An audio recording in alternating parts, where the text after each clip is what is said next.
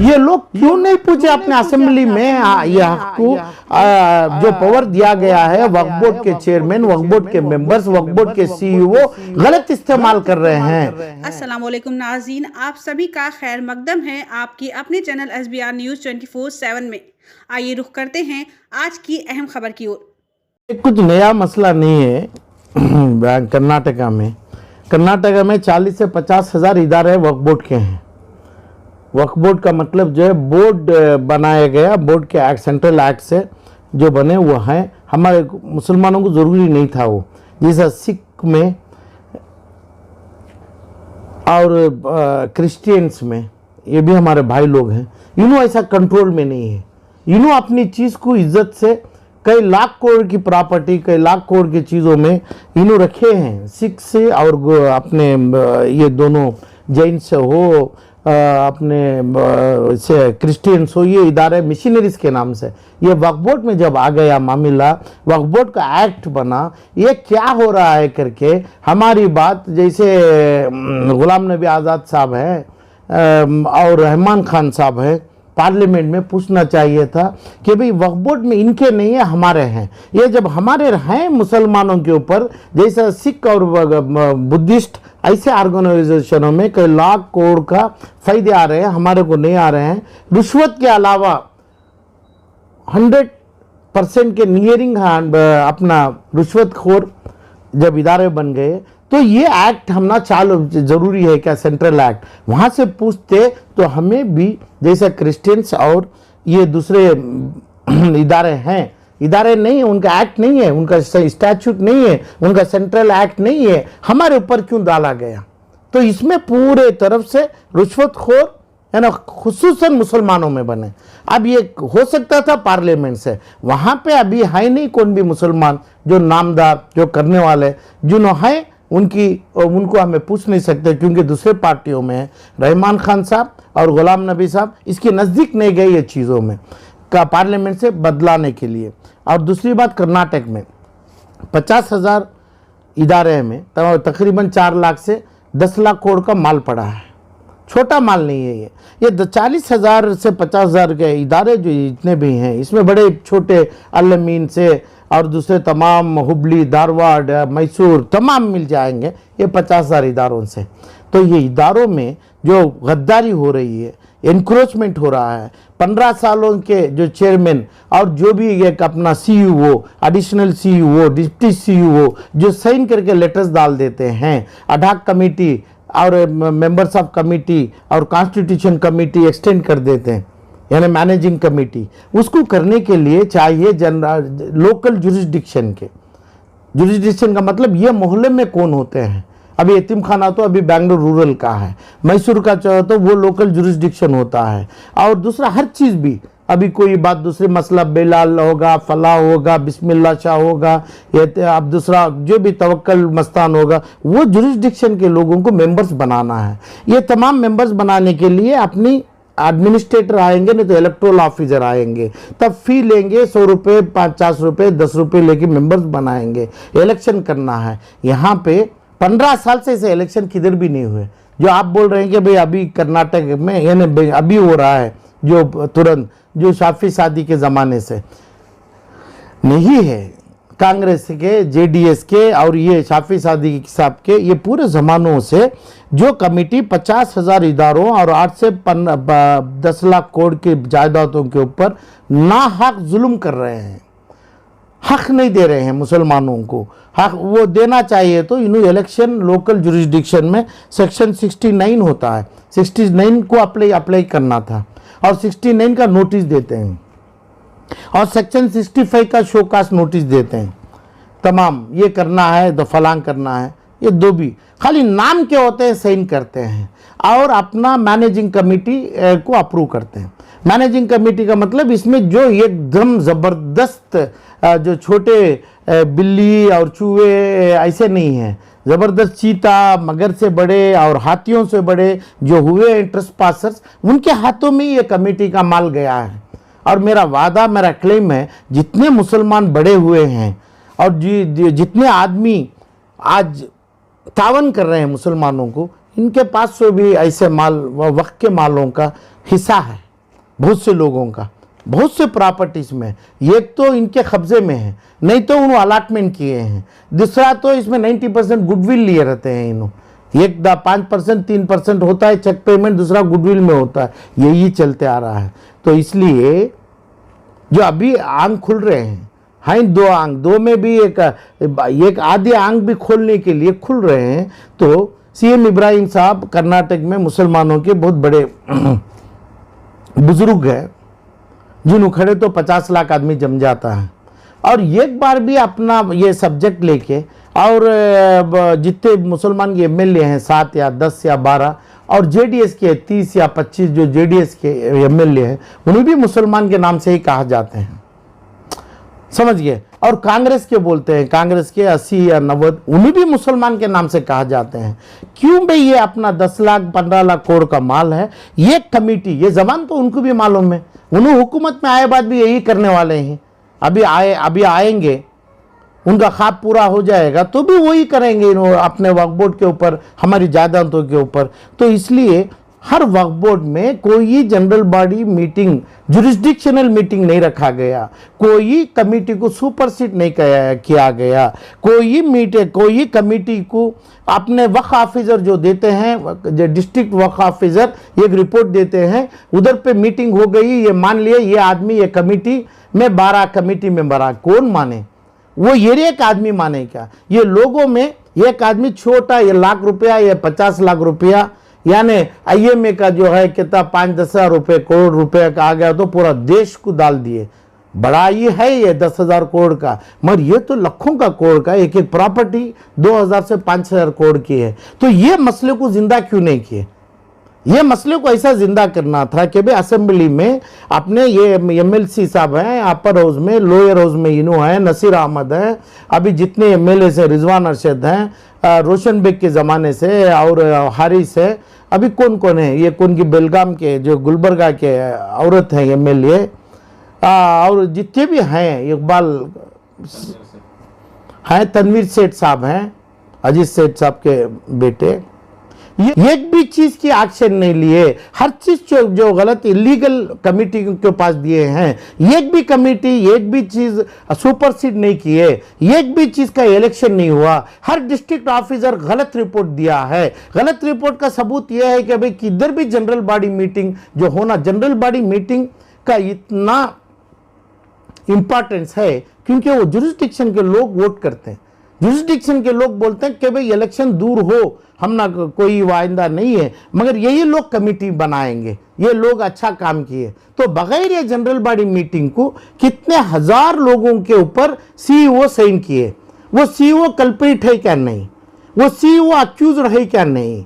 अभी हम कोर्ट को जाएंगे, ऑनरेबल सुप्रीम कोर्ट के सामने जाएंगे, क्या फायदा है? क्योंकि कल्प्रिट है, पता है हमारे को। क्योंकि जितने भी साइन जो सेक्शन 69 में, सेक्शन 65 में, ये तमाम इन नोटिस इशू करते हैं एक बार्गेनिंग का टेबल बनाने के लिए। डिस्ट्रिक्ट वक्फ ऑफिसर को डालते हैं, उन्हें अपना रिपोर्ट देंगे। अपना रिपोर्ट में जनरल बॉडी मीटिंग रखना जरूरी है। खुश एकदम क्लियरिटी है।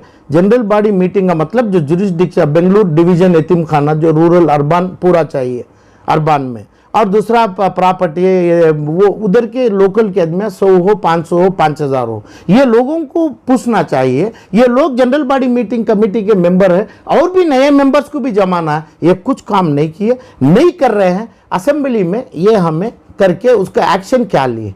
ये लोग जितने नाम बोला हूं, ये जवाब देना है ये कर्नाटक के मुसलमानों को, इसका एक्शन इन्होंने क्या लिए? क्या वजह से इन्होंने असेंबली में ये सवाल नहीं किए? क्या वजह से इन्होंने मुसलमानों के काम कर रहे हैं? मुसलमान के काम, मुसलमान का नाम, मुसलमान का झंडा, अल्लाह का नाम, और जब ले रहे हैं इन्होंने तमाम, और दूसरों को बोलते हैं हिंदू और ये बोलते हैं मुसलमान, जो जिस जगह डिवाइड करना है कर रहे हैं इन्होंने, ये अनवारंटेड है जो डिवाइड कर रहे हैं। फायदा क्या है? मुसलमानों के लिए जो वक्फ बोर्ड का चेयरमैन, वक्फ बोर्ड के ऑफिसर्स, डिस्ट्रिक्ट ऑफिसर्स और सीईओ, एडिशनल सीईओ ये गलत साइन कर रहे हैं। एक भी इलेक्शन रखा नहीं है, एक हर चीज अनऑथराइज्ड मीटिंग ये हुआ है, अनऑथराइज्ड कमिटी फॉर्म हुए हैं, मैसूर से बेंगलुरु तक, बेंगलुरु से गुलबर्गा तक, हर जगह अनऑथराइज हुआ है। और ये चीज क्यों, ये करने के चीज के लिए वक्फ बोर्ड के चेयरमैन है इसके जिम्मेदार। ये वक्फ बोर्ड के चेयरमैन के ऊपर एक्शन लीजिए, वक्फ बोर्ड के ऊपर एक्शन लीजिए। ये सिर्फ ये बात करने की जगह अपर हाउस और लोअर हाउस होता है। ये मेरे एमएलए भाइयों को मेरा बहुत ही अदब से मैं रिक्वेस्ट करता हूं, मैं पूछता हूं क्यों नहीं किए आप असेंबली में? क्या काम था आपका असेंबली में? अपर हाउस में क्या काम था? सीएम इब्राहिम साहब को क्या काम था अपर हाउस में?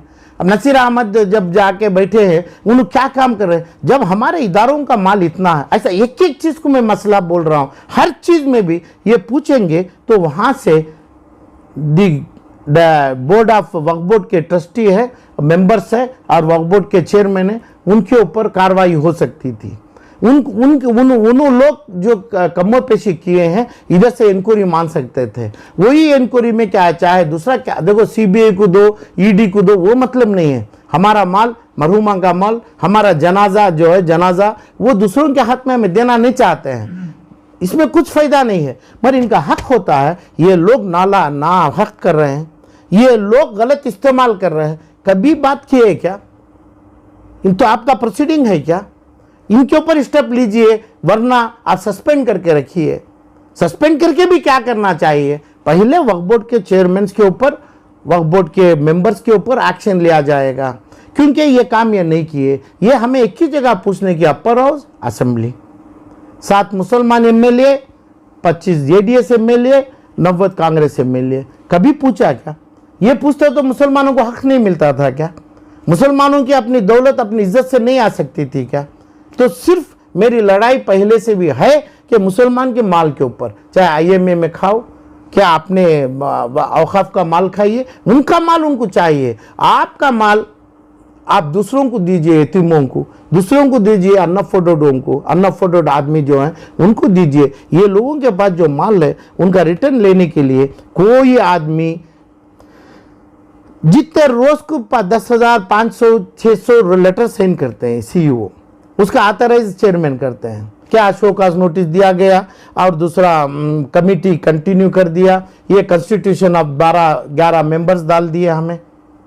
इसको बोल दिया कि भाई डिस्ट्रिक्ट वक्फ ऑफिसर ऑथराइज कर दिया, वहां पे लोग मान लिए। कौन लोग माने? ये क्राइम नहीं है क्या? ये अक्यूज नहीं है क्या? ये मुलजिम नहीं है क्या? कौन माने? जनरल बॉडी मीटिंग जो करना है, उधर के लोग के जुरिस्डिक्शन लोग होना है, गली में आना है और मस्जिदों में ऐलान करना है, अखबारों में करना है। अखबार तुम्हारा क्या पासबान भी सालार है क्या? कन्नड़ा अखबार तुम्हारा नहीं है क्या? कन्नड़ा चैनल्स तुम्हारे नहीं है क्या? इंग्लिश चैनल्स तुम्हारे नहीं है क्या? तुम्हें तनख्वाह कभी भी तुम्हारा तनख्वाह जीरो की है क्या? आपके तनख्वाह के पैसे माफ करके ये तमाम चीजों में आप खर्च करना था। सालार पेपर में कभी एक जगह आता है छोटा सा, इसका नाम पब्लिकेशन है क्या? जितनी चीज आप करते हैं सालार और पासबान में करें। 25 साल से चाहिए एक पेपर बताइए जो कन्नड़ा पेपर, जो एकदम सेकुलर पेपर है, हर आदमी को मिलता है, और जो इंडियन हिंदुस्तान नेशनल प्रिंट और मीडिया और टीवी चैनल में बताइए आपकी बात, और जुम्मा मस्जिदों का ऐलान बताइए, कौन से मस्जिद में ऐलान किया। तो ये तमाम चीज़ों से जख्मी होते हुए, ये लोगों को जख्मी देखते हुए, जो कर्नाटक के मुसलमानों को, ये बच्चों को अभी खबरस्तान के जगह भी चल गए हैं। तो टाइम ऐसा ला लिए कि अभी बैलेंस करने लगे, मुसलमानों को जनाजे से लाके दफन करें, हिंदुओं को इनको जलाएं, क्रेमेशन करें। ये सवाल भी बना दिया क्योंकि ज़मीन कम हो गई हमारी, बैलेंस हो गई, बैलेंस बहुत कम हो गई, एनक्रोचर्स के पास चल गई, कानून से कोई मदद नहीं मिला। ये वक्फ बोर्ड के जो चेयरमैन है कभी भी एक्शन नहीं लिए। एक्शन का मतलब नोटिसों में रह गए। डिस्ट्रिक्ट वक्फ ऑफिसर के पास जो लिख के लाते हैं उसके ऊपर साइन करें। डेली 100, 200, 500 कमेटी को आप ऐलान कर दिए, यही कमेटी। इलेक्शन का कानून नहीं है, और जो जिम्मेदार है, सही मुतवल्ली है, ये मुतवल्ली की तलाश नहीं है, सही मुतवल्ली को तलाश करना है तो आप ये लोगों की जनरल बॉडी मीटिंगों को बुलाए, बस खत्म। इलेक्शन होना जरूरी है, क्या जा रहा है तुम्हारे को? कितना पैसा आ रहा है आपको, यानी वक्फ बोर्ड को, यानी मेरे माल से, वक्फ के माल से, ये जो गरीबों के माल से कितना शेयर आप ले रहे हैं। तो ये शेयर में आप करिए ना, ये तमाम करके इलेक्शन भी रखिए, इलेक्शन ऑफिसर को लाइए। अच्छा ना रखे, जितने कमेटी आप कॉन्स्टिट्यूट किए 50,000 इदारों के, इसमें आप बोलिए एक या 2 या 5 या 10 में एक सिंगल एक बोलिए कि भाई जनरल बॉडी मीटिंग हुआ क्या, कहाँ भी। और सेक्शन जो 69, 65 का पालन किए क्या आप? जो साइन करने का पावर कहाँ से आ गया आपको? जो भी है अंधा साइन करते हैं। तो असेंबली और अपर हाउस में मुझे मुसलमानों को हक नहीं मिला। वहाँ पे जेडीएस, कांग्रेस, सीएम इब्राहिम और ये 5-7 एमएलए मुसलमान पहले के लोग, ये लोग पूछ के चेयरमैनों की ड्यूटी नहीं दिए। चेयरमैन जो करना है हम ना वहाँ से आर्डर बनाना है प्रोसीडिंग्स में, नहीं तो उनको एक्शन लेके पार्लियामेंट तक यानी असेंबली तक बुला सकते थे, इम्पीचमेंट करा सकते थे इनके ऊपर, क्योंकि हक हमारा है जो ले लिए। नेशनल माइनॉरिटी कमीशन है और ये है, ये तमाम है। ये एक्शन लेना है तो असेंबली और अपर हाउस में लेना है। इसके ऊपर एक्शन 10 साल से जीरो है, खुसूसन पिछले 5 साल से तो माइनस में गया हुआ है। तो इसलिए ये ज़रूरी है कि कानून में इन्होंने क्या किए, लोगों को वाइट पेपर देना चाहिए, जितने नाम बोला हूं मैं। तो उधर से ही काम होगा। चेयरमैन साहब किए हैं उन्हें बोलेंगे, नहीं कर रहे हैं पता है, नहीं हर इंसान को जो कर रहे हैं। एक भी advisory board, district advisory board का, जनरल बॉडी मीटिंग का किधर भी नहीं है। लोग मान लिए, कॉन्सेंसस ले लिए। क्या मतलब है कॉन्सेंसस? डालिए ना, मेरे सवाल को जवाब दिए, नहीं तो मेरे ऊपर मुकदमा डालिए आप। मैं आपको रिक्वेस्ट करता हूं, कॉन्सेंसस का मतलब क्या है? तो जनरल बॉडी मीटिंग जो होती है उसमें ही कॉन्सेंसस लिया जाएगा। 2 आदमी 3 आदमी ले लेंगे और कमेटी के जो एग्जिस्टिंग मेंबर्स हैं वो ले लेंगे, प्रेसिडेंट ले लेंगे, उसका नाम कॉन्सेंसस होता है क्या? तो इसी अंदाज पे मुसलमानों को हक चाहिए।